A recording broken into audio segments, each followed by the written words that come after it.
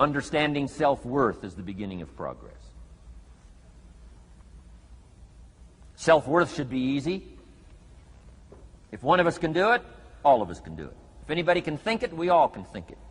I can read, you can read. I can understand, you can understand. From where I came from, the few simple things I did and tried revolutionized my life in 5 years. There isn't anybody here that can't do it. Change from pennies to fortune. Change from nothing to something. Change from broke to rich. Anybody in this room can do it. If any of us can do it, we all can do it. That's the kind of value you should place on yourself. If Jim Rohn can understand it, I can understand it. If he can read, I can read. If he can find it, I can find it. If he can change, I can change. If he can get it done, I can get it done. That's the attitude about yourself. So valuable. Okay? Now, in transforming our lives, we don't start with attitude. We don't start with the inspiration here. We start with education. Somebody says, well, I expected you just come get motivated today. Well, that probably won't do it. Somebody says, by now we should be standing on the chairs, waving a flag, singing the old gray mare. Get going here. No, that's not where you start. Life change does not start with inspiration. Life change starts with education. You've got to be educated to the point of where you might have messed up. My teacher put it in blunt, simple language. He only went to the 9th grade in school, so he put it in simple language I could understand. He said, Mr. Rohn, after 6 years living in America, healthy American male, 25 years old, been working 6 years, 1 year of college, pennies in your pocket, nothing in the bank, behind on your promises. Shoaff said, I just got one simple explanation for that. You've messed up. Now, I could understand that kind of language. Substitute a Hershey bar for an apple means you've messed up. Should walk around the block, could walk around the block, won't walk around the block. You have messed up. And all you got to go is right down through the list. Don't need some teacher to come by and tell you. Be your own best teacher saying, hey, let me make a list of some places I've messed up. Because if I let this down, that probably affects the rest. And the answer is, that's true. So we don't start with inspiration. We start with education. Somebody says, well, just motivate this guy. He'll be all right. Just motivate him. Get him turned on. Probably not. If a guy's an idiot, you motivate him. Now you got a motivated idiot.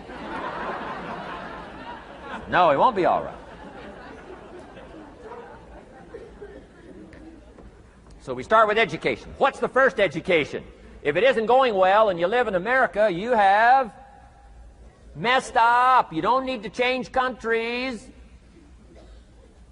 You say, well, the country's messed up. That's like cursing the soil and cursing the seed and the sunshine and the rain, which is all you got. Don't curse all you got. When you get your own planet, you can rearrange this whole deal. But this one, you got to take like it comes. So number 2 was attitude. Here was number 3, activity. This is the work part, the labor part. Taking action. And the activity is the miracle working piece. A miracle being something we don't quite understand how it works doesn't mean it doesn't work. It means we just don't quite understand how it works. Miracles work. God says. Now, I'm an amateur on God, but here's my best analysis. God says, if you'll plant the seed, I'll make the tree. Now, that's a good arrangement. Number 1, gives God the tough end of the deal. What if you had to make the tree? That'd keep you up late night trying to figure out, how do you make a tree? Say, no. I'm telling you, the mystery and the miracle of this stuff has already been set up. God says, I got the miracle going, I got the seasons going, I got some sunshine and some rain, and I'm God. But the way I've arranged that, I just need somebody to plant the seed, not chant. In California, they're trying to chant to get this stuff done. Forget this California stuff. You don't have to rub a crystal and sleep under a pyramid. This stuff's too easy. Getting rich is too easy. Changing your life is too easy. Forget all that. Right? Massive bombard, affirmation, forget all that. My opinion. Ocean waves and seagulls? Come on, this stuff's too simple. Just simple, easy stuff. But if you neglect it, that's how it piles up year after year. But if you're willing to straighten it out, and here's one of the keys. It's called activity. It's called disciplines. Turning wisdom from your philosophy and inspiration, the strengthening of attitude and faith and courage, commitment, and all this stuff that comes from attitude. If you're willing to take these two qualities, philosophy and attitude, and invest it into activity, you can have a miracle. Anything short of that, no miracle. Wisdom doesn't perform a miracle. Attitude doesn't perform a miracle. The only thing that performs a miracle of increase called equity is called putting wisdom and attitude into discipline, into labor. And this labor now can perform a miracle. And here's the two parts to the labor. One, do what you can. Number two, do the best you can. Can't give you better advice than that. Number one, do what you can. You just got to go home and make a list after today. And here's the question to ask as you make this personal list. What am I not doing that would be easy to do? That could greatly change my health, my wealth? What am I not doing I'm neglecting that would be easy to do? Just go home and answer that question personally. You don't have to put the answers on a public bulletin board. This is just all personal stuff. From the walk around the block to the apple to what to do with your money, which we're going to cover today. What does a child do with $1? We're going to cover that today. Errors in judgment, disaster. Few simple disciplines, wealth beyond imagination. And if you'll pick up the activity part, the miracle working part, plant the seed part, take care of your part. The soil will take care of its part, and the seed will take care of its part. The seasons will take care of their part. The miracle will take care of its part. If you'll take care of your part, called putting it into activity, action. Works miracles. 2,000 years ago, on April 13th, one of Jesus' disciples. Now again, I'm an amateur on the Bible, but best as I can remember it, one of Jesus' disciples said to Jesus, "It's time to pay our taxes and we don't have any money." That's how come I know it was about April 13th.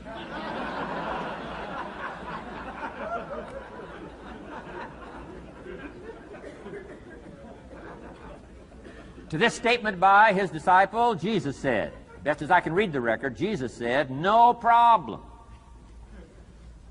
Now, why could he say no problem? Well, word has it, he was a miracle worker. Word has it, if you're a good student of history, word has it, he was a miracle worker. If you handed a problem to a miracle worker, what would he be inclined to say? No problem. You got to hang out with folks like that. I belong to a small group like that. We do business around the world. You hand these guys a problem, they say no problem. What? How many books would they read to solve it? Many as it takes. How early would they get up? Early as it takes. How much information would they get? Much as they needed. So it's what? No problem. You got to hang out with folks like that. Jesus said this will be no problem, the tax thing. He said to his disciple, it's simple. Go fishing. Wow.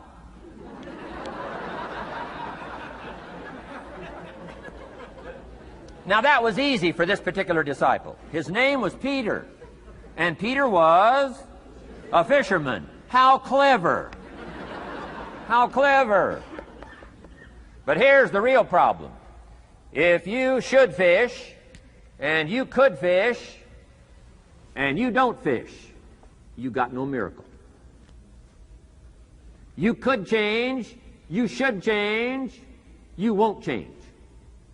That's called accumulated disaster. In 6 years, you'll be explaining instead of celebrating. Having some ragged list like I had, reasons for not doing well, pennies in my pocket. Could, should, don't, disaster. And if you'll just start the process of change, could, should, and will, you can start this whole process. And if you will, then put it into action. The miracle belongs to you. Jesus said to his disciple, it'll be simple. Go fishing, and the first fish you catch, look in his mouth. Peter said, okay. He was used to strange things happening in this relationship. Peter goes fishing, catches the first fish, looks in his mouth. Guess what's in the fish's mouth? Coins. Peter says, wow, coins. Starts counting the value of these coins, and when he adds it up, guess how much it added up to? Exactly enough money to pay his taxes and Jesus' taxes. Which gives you Jesus' position on taxes.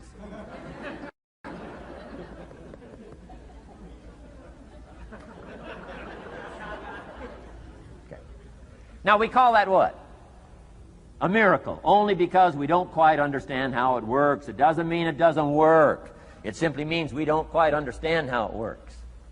But here's how you get a miracle going for your life. Number one, do what you can. Get a list of the stuff you could do and you haven't done, postpone, and start cleaning that up.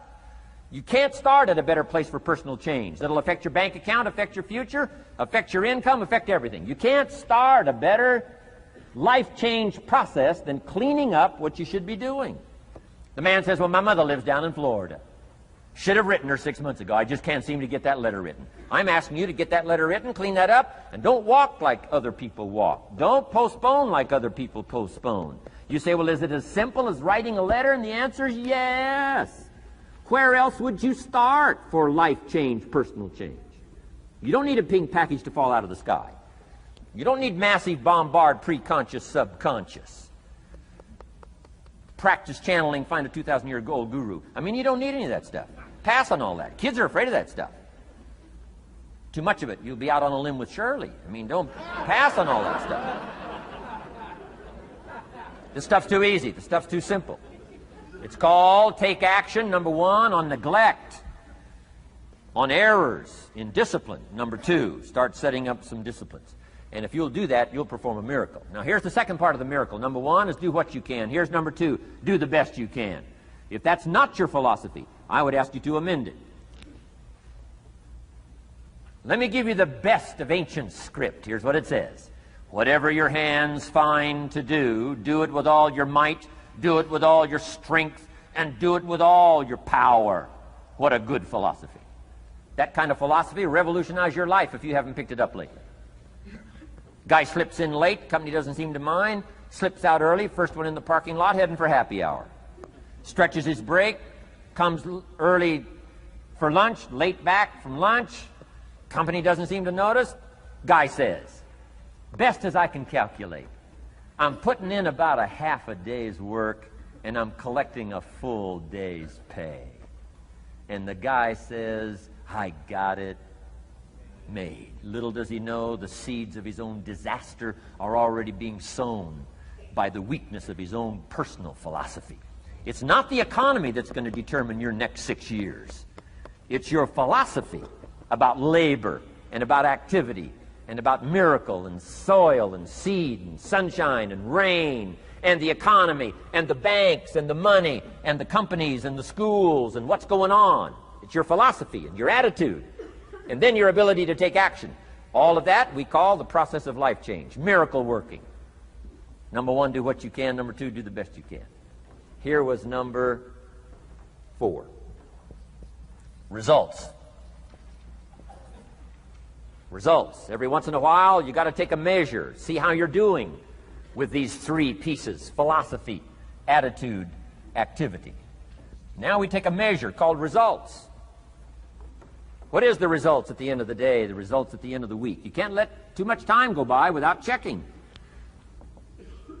When time goes by, 6 years I'd been out there working when I met my teacher, Mr. Schoaf. Schoaf said, well, Mr. Rohn, let's just go through a little summary here. He said, in the last 6 years, how much money have you saved and invested?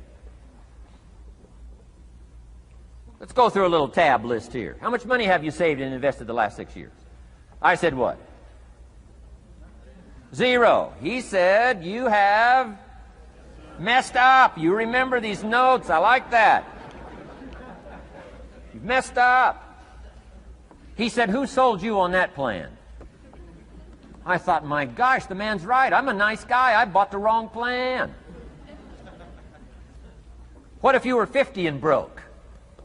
Right? Didn't need to change countries. Bought the wrong plan. What a sad scenario that would be. But Schoaf said these questions. Let's go through some results.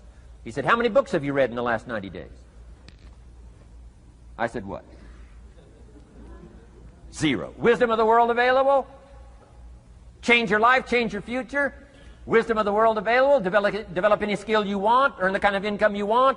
Have all the treasures you want, equities you want, relationship with your family that you want, everything that you want available, and the wisdom of the world to help you get it? Haven't read any books in the last 90 days. My teacher said, Mr. Rohn, you have messed up. I'm telling you, you've got the deal. Shoaff said, Mr. Rohn, in the last 6 months, how many classes have you taken to improve your skills or to develop new skills? Go for the American dream. Become rich and powerful and sophisticated and healthy and influential. How many classes have you taken in the last 6 months? I said, how many? 0. He said, you have messed up. He said, you don't need to unmess the country. You don't need to straighten out the perplexed. You don't need to straighten out any of this stuff. All you've got to do is look within and let results teach you a great deal about your own activity, your own attitude, and your own philosophy. I went through that process. Take this phrase home. Results is the name of the game. What other game is there? Results. Here's all life asks us to do. Make measurable progress in reasonable time. Just take home that little phrase. Good phrase. We're asked in life simply to make measurable progress in reasonable time. We demand it of our children. How many years do you want your child to spend in 4th grade? Approximately. About 1. If it looks like they're not going to make it, we pour on the pressure, called legitimate pressure, lack of results. Peer pressure, family pressure, school pressure, community pressure. Every other kind of pressure we can bring to bear. What? You can't stay more than 1 year in 4th grade. As parents, you'd have to leave the community. You say, well, what if they're nice kids? Wouldn't you give them 3 or 4 years? And the answer is no. You got to make better progress than that. So you got to check fairly often. Some things you got to check every day. Some things you got to check at least by the end of the week. Salesman joins this little sales company. He's supposed to make 10 calls first week. Wouldn't it be legitimate to call him in on Friday and say, John, what? How many calls? I mean, this stuff is simple. John says, well. Say, John, well won't fit in this little box here. Well. Now John starts with a story. You say, John, I made this little box so small so a story won't fit. I don't need a story. I need what? A number. A number. What will a number tell me? Everything. John's supposed to make 10 calls. What if he made 20? You say, wow. Wow. We got somebody. What if he only made 1 call? Whoa.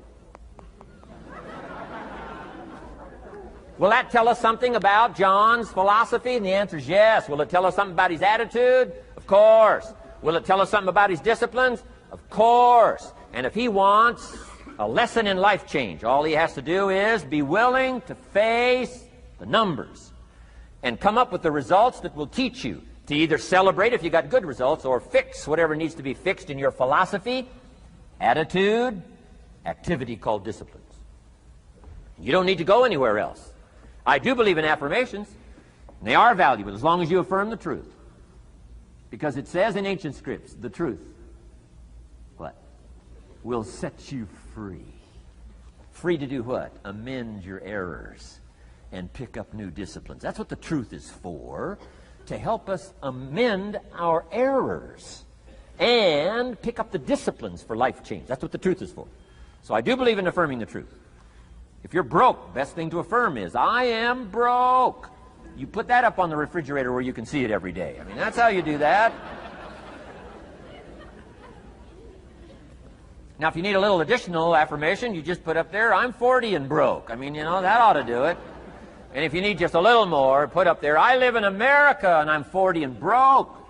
That's enough to turn your life around. It says, hey, something is wrong. Somewhere I have messed up. And I'm telling you, if you'll start with that, it's called the process of life change, and it doesn't matter how small the process is to start.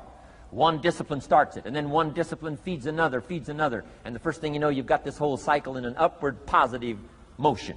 And it's called life change. It's called income change. It's called health change. Relationship with your family change.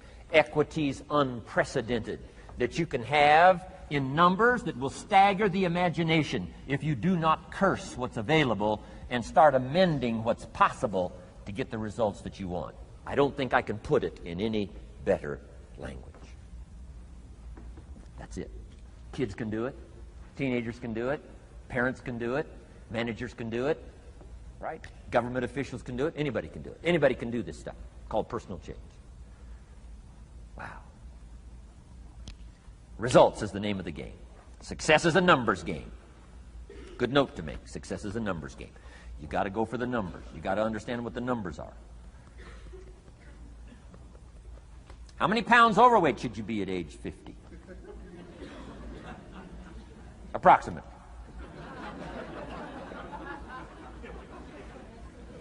John says, I got big bones. We'll give you 10 pounds. 10 pounds for big bones.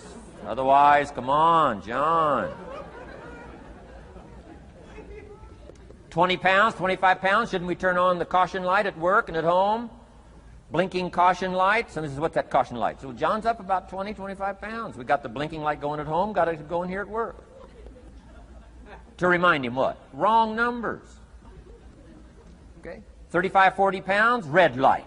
Blinking at home. Somebody says, what's that blinking red light? Say, John's up about 40 pounds.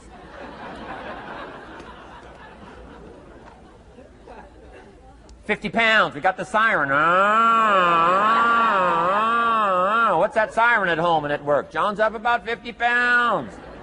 Cholesterol, almost out of control. Come on. Success is a numbers game. I'm asking you to be mature enough to start checking your own numbers. How many books have you read in the last 90 days? Transform your life. Become cultured, powerful, sophisticated, healthy, influential, all the rest of the stuff you want. How many books? How many classes? How committed are you to taking what's available and turning it into equities unprecedented, since we live in a country that there's been no such country in the last 6,500 years? If you'll pick up that process, ladies and gentlemen, I'm telling you, it's called life change of the best order. Now here's the last one. Number 5 is called lifestyle. Lifestyle is simply learning how to live well. The last of the 5 major pieces. Here's the ultimate challenge of life.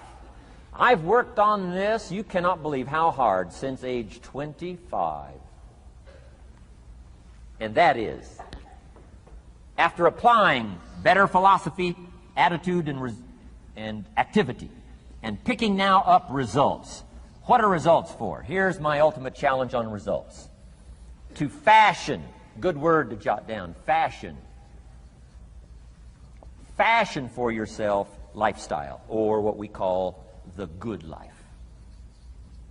That's the ultimate challenge. To take your results, take your money, take your results, take the return, take the equities you've gathered, and now fashion for yourself a good life, like weaving a tapestry.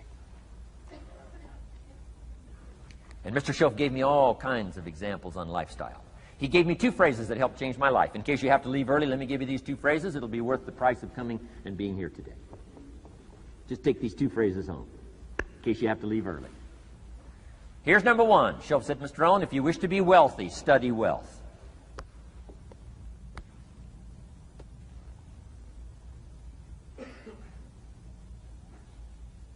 When he said that, I said, my gosh, I don't know anybody that studies wealth.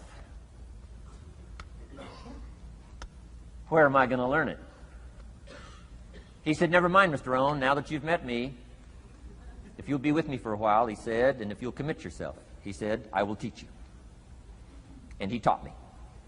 He taught me the books. He taught me the stuff. Changed my life. By the time I was 31, I was a millionaire. The man taught me well. If you wish to be wealthy, study wealth. If you were to show me your present economic plan, in a personal conversation between you and me, you say, Mr. Rohn, let me disclose for you my current economic financial plan for the future. Would I get so excited, I'd say, hey, I'm going to go across the country and lecture on your plan.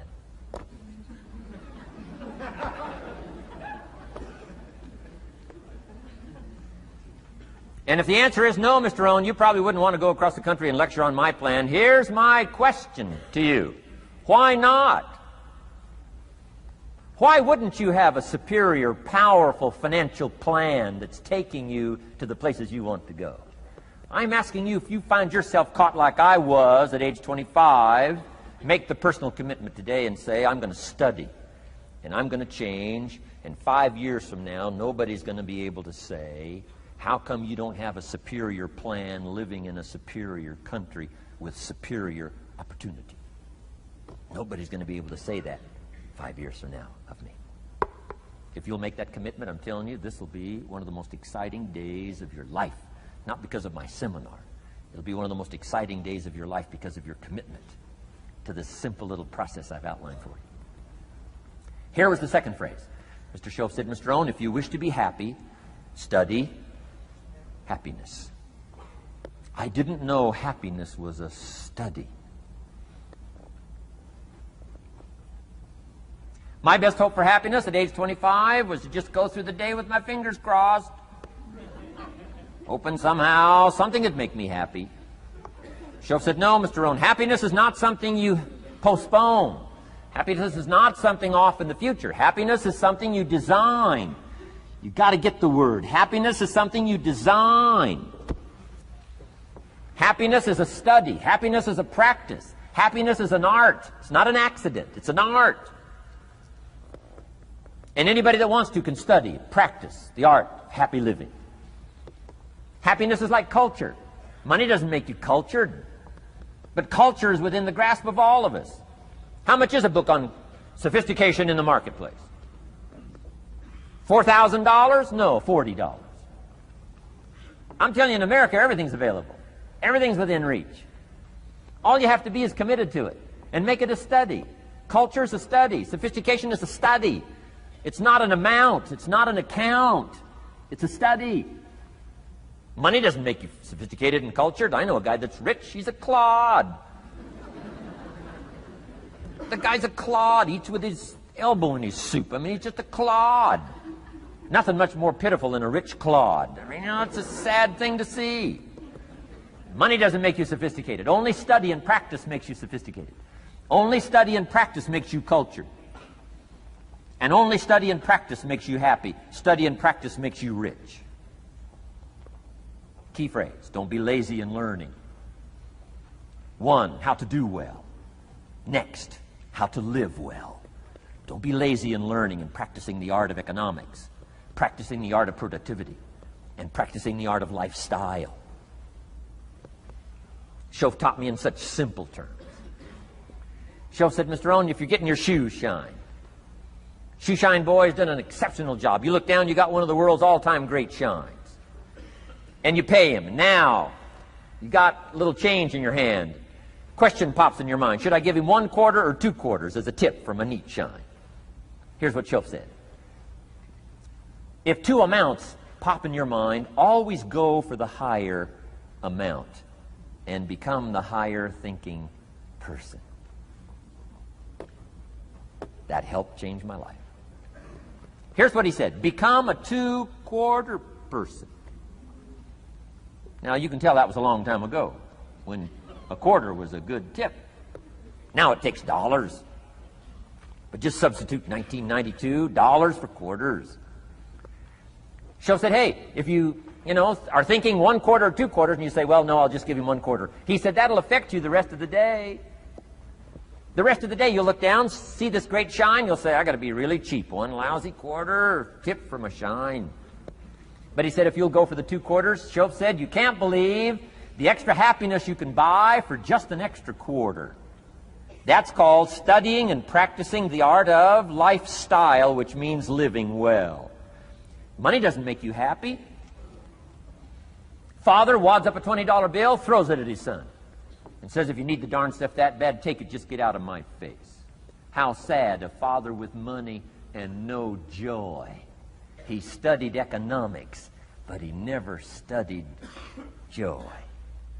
I'm asking you to turn that around. Turn that all around.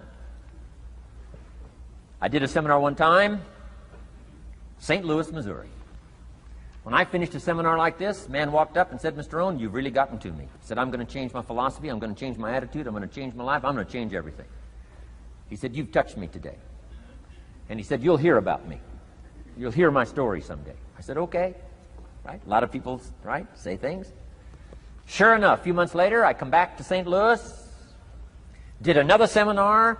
When I finished my seminar, I saw this man come walking up. I didn't remember his name, but he said, I'm sure you'll remember me as the man who said, I'm going to go make some changes. You've touched me today. I said, I do remember you.